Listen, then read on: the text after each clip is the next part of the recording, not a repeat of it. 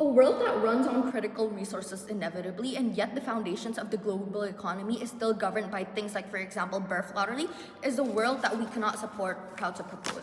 But then a few points on setup and world building before I move on to my arguments then.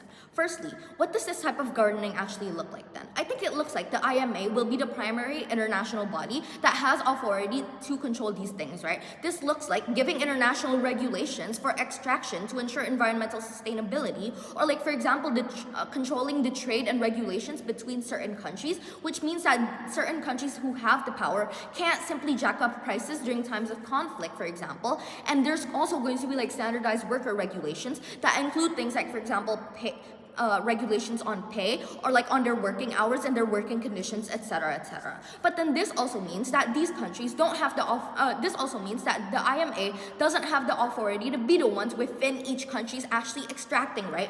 That is to say, the ones that are within these countries that are still extracting are still going to be domestic workers who are hired by the country. But then all of the countries will still follow the IMA's regulations and audits and checks and etc., which means that these countries will still be able to get profit from resources domestically. So I say this is still principally fair for the countries who have the rights to these lands, right? But then how do we ensure compliance for countries then? I think it's two ways. One,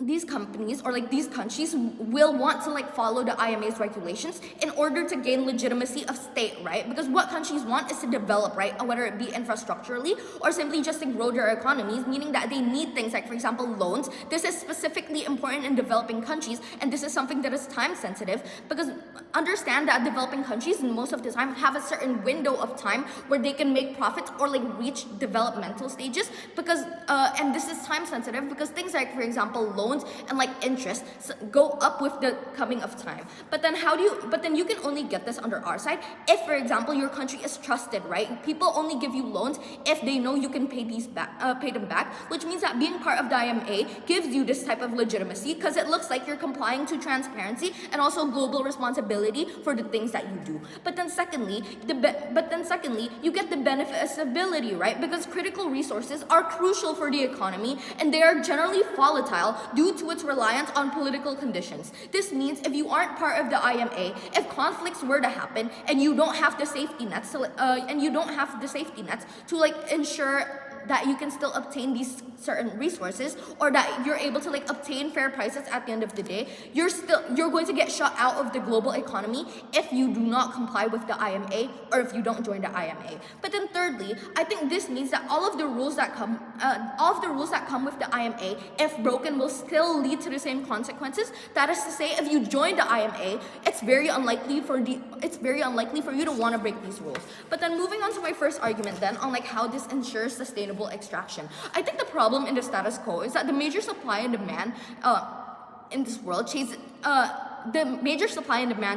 incentivizes countries to like extract as fast and as much as possible, right? Before like other countries do, or before like other parties do, which means things like, for example, overmining happens to ensure this speed, or like things like, for example, labor exploitation happens because you know that there's a time crunch where you have to constantly work fast to beat the competitors, right? But then why do you not get this in our world then? You don't get this in our world with the centralization of standards, because now there's a legitimate drawback and consequences to the things that you do if you don't actually comply with the regulations. I think the impacts of this are twofold then. Firstly, you're going to get better worker protection because now there isn't a time crunch to incentivize the fast extraction that happens in the current world. But then secondly, you're also going to have better environment at the end of the day under our side as well, because there are now regulations to follow, i.e. like, for example, the cap on how much you can actually extract within a certain time frame, or the certain areas that you can actually extract from. That is to say, you probably won't be allowed to like extract from like the houses and the areas of indigenous people, for example, or you can't do extraction in places that are like rich in agriculture and etc., because it's very harmful for the environment. But then I think this proposal is exclusive under our side exactly due to the deterrence factor that only comes with an international regulating body that provides consequences. But then moving on to my second argument then, on how generally our world doesn't have like an imbalance of power between countries. Judge, see how the geopolitical power in the status quo is heavily reliant on things like, for example, birth lottery, or whether or not you lucked out and you own many critical resources to begin with to control the supply chain, right? But then why is it true that states who own these resources have an advantage?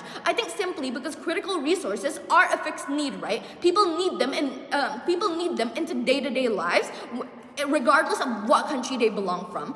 Like, for example, you need oil for transportation, like for example for you to it's fuel for your car so you can like go to work, for example, or simply like other things like, for example, logistics, where you have to deliver certain orders, or like for you to like fly state to state, or like to another city in general, right? This means that the existence of these critical resources are crucial for the day-to-day economies for general people, because this affects people and how productive they can be, or like for example, or simply like from how they can like get their supply of their stuff in general, which means that without the existence and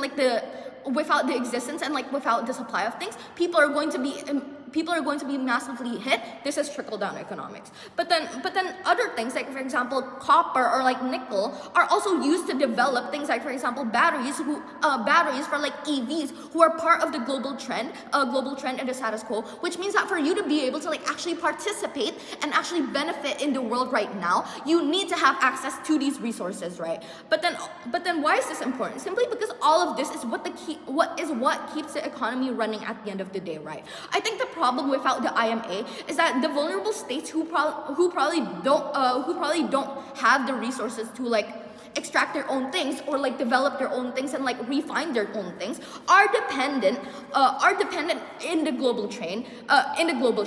That is to say, they're the ones who are going to get hit the most when things like, for example, global conflicts happen, because it means that their only source of supply gets cut off, or the prices get jacked up for the sake of like political power, right? I think the IMA serves as a body that has the capability to check and balance these things, and like these states who want to say monopolize or like cut off the global trade for their own reasons. I think this is likely for two reasons, right? Simply because, one, there's a big deterrence factor from fear of getting fully shut out from the global trade. I think inevitably this also harms these states empowers local economies, because this means that they won't be able to get profit from selling or like benefiting from things, which means that there's not going to be any pay for their workers, for example, which is simply just bad, because this means these workers won't be able to fulfill their livelihoods, they won't be able to put food on their table for their children, etc. And without their basic needs met, they won't be able to reach things like, for example, self-actualization, right? But then secondly, I think that